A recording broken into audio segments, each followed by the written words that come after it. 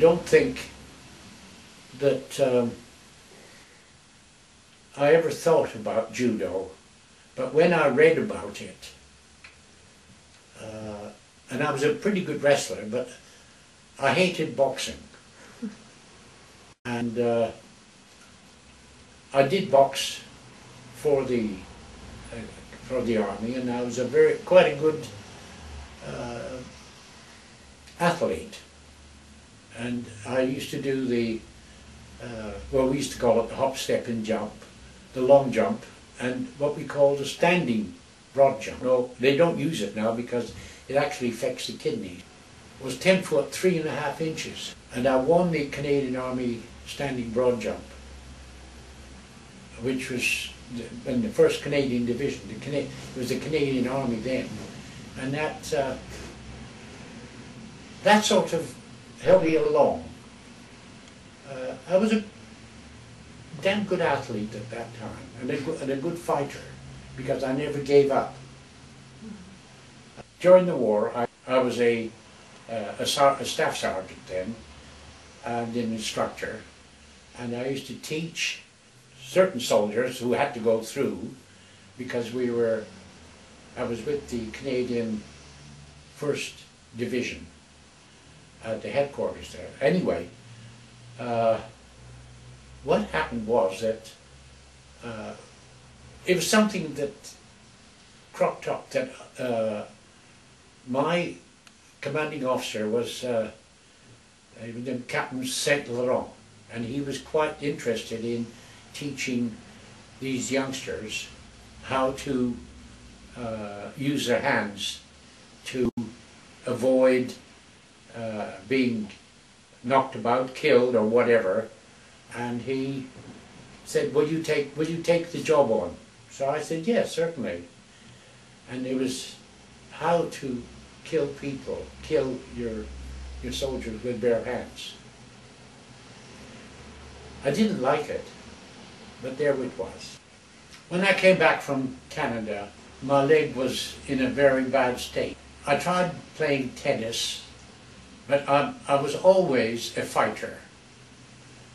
I never really got into judo until the actual judo, until I got to the Budokai. I think that was 1948. And I mentioned it to the old man, GK, and he said, if you do what I tell you to do, and I'll show you the exercises, in a year's time, that leg will be fully muscled.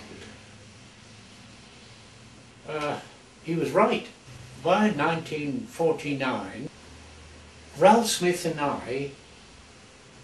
he started judo at the South London Judo Society, where then he came to the Budokai, and we sort of got together, and we used to go to the club in Victoria, which had 2 dojos, top one and a bottom one.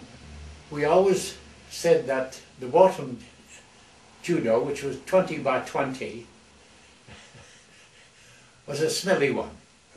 The sweat and of the number of people that were downstairs, but we thoroughly enjoyed it.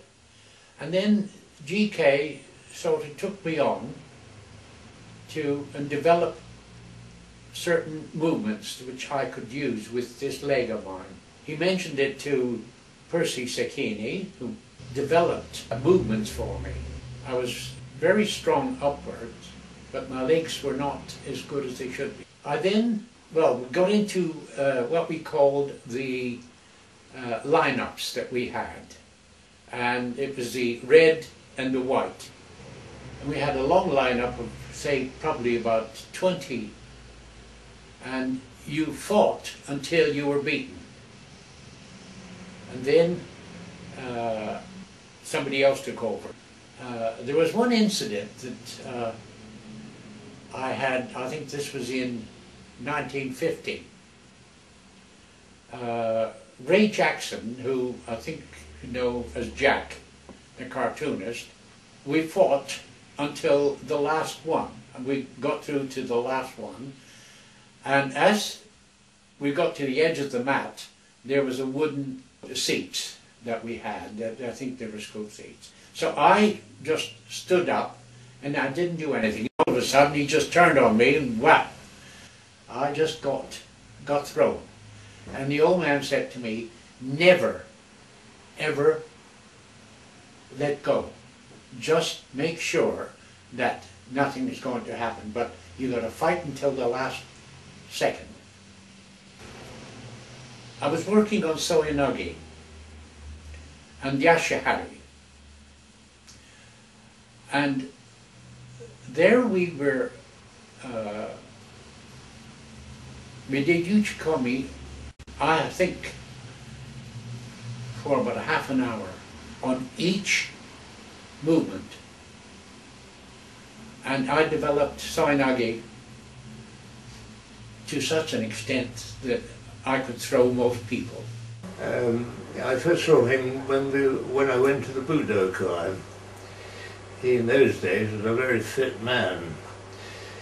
He was an excellent athlete, I believe, and he'd done all sorts of wrestling, and I think he was a hop, skip and jump expert in the army, but unfortunately he damaged his hip, or was wounded, and but it didn't seem to affect him in any way. He had an amazing CI Nagi, and he caught me with it on a number of occasions. Same age, and we've done about the same amount of judo, I suppose. He was always a very tough practice. Very nice chap. I went through everybody, and then George Wyman. We fought for 20 minutes. Finally, I got him with Soyanagi. So I won that was the British Championship at that time.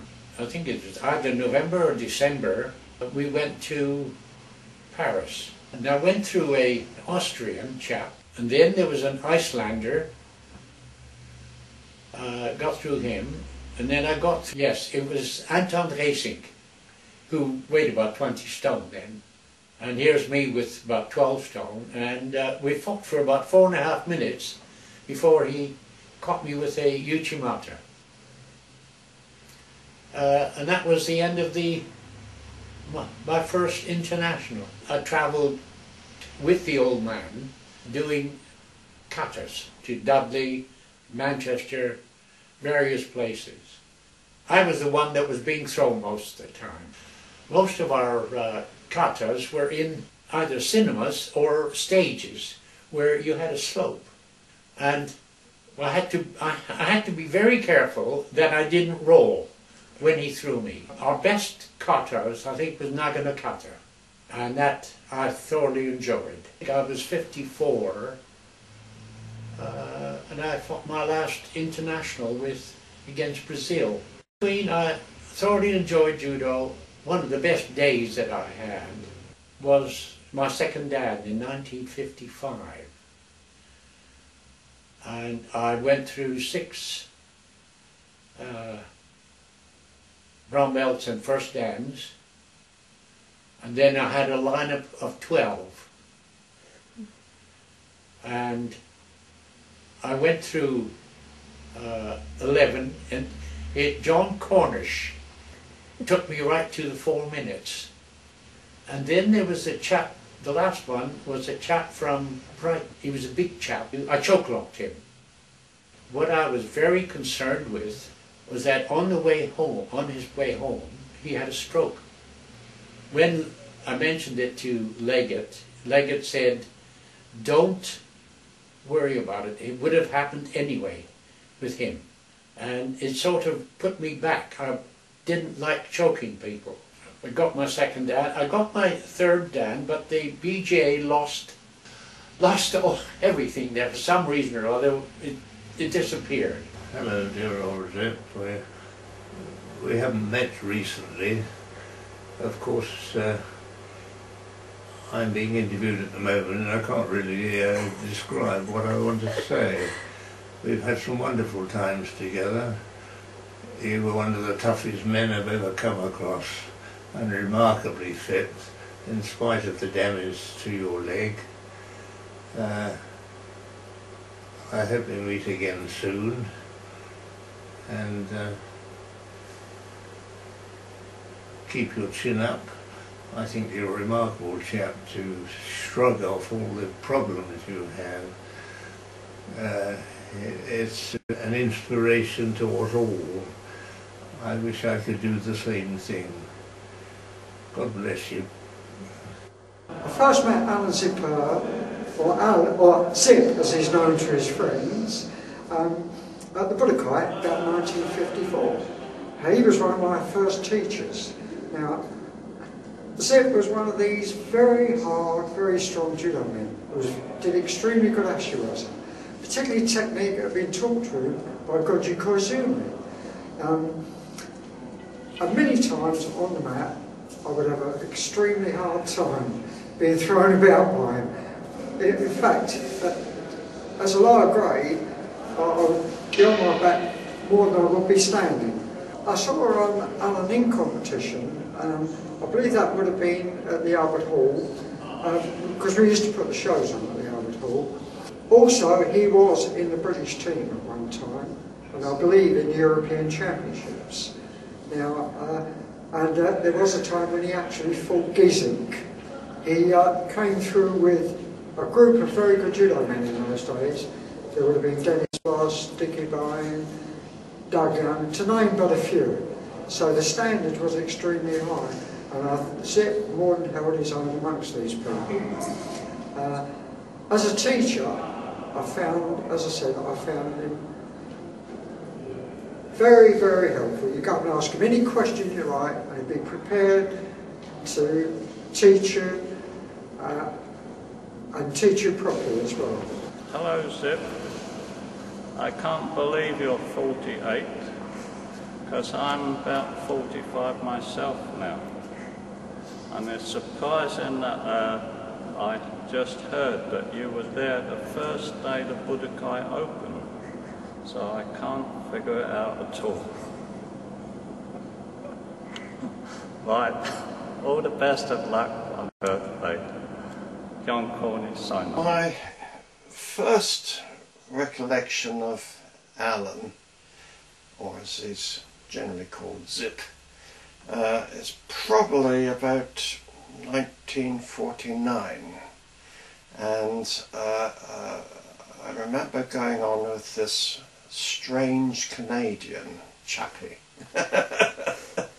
and he was showing me some sort of arm locks which were forbidden, but nonetheless. And then in those days we did a lot of display work, going here and there, and I remember on some occasions being partnered by Zip at these displays. Then there's the famous time, I think it was 1954 or 3, we met in a grading contest, you see, and I jumped for him, so he got his black belt. He denies this, of course. And I also got my black belt at the same time. We rolled together, and what I always find remarkable is that he's a good dancer, I believe. I've never seen him dance, you see, but everybody assures me, at least he does. Anyway, it's nice that you're having a birthday, and best wishes for the future, Dickie.